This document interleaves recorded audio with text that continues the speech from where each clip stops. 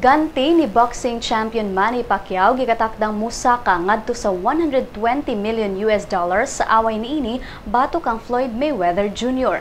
Ang ganti ni Floyd Mayweather yanong moburot ngadto sa $180 million. Mas dako kung ikumpara sa gilaumang $120 million nga ganti niini. Samtang kang Pacquiao gilaumang moabot sa $120 million o mas labaw pa.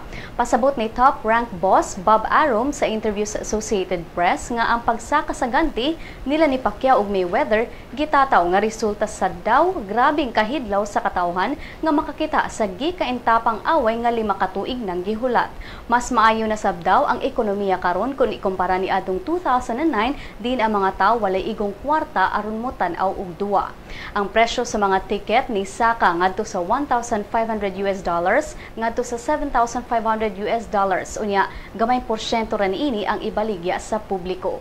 Gibana-bana mo sa kasab ang halin sa pay-per-views ni adtong Martes lang ang mga promoters sa away ning anunsyo sa kasabutan tali sa Sky Sports nga ipasalida ang away pinaagi sa pay-per-view ngadto sa England ug ubang bahin sa Europe ug gilaumang musaka pa ang pay-per-views price kung mopalit na ang ubang mga nasod. Ang Pacquiao-Mayweather fight ipahigayon karong Mayo 2 sa Las Vegas, USA.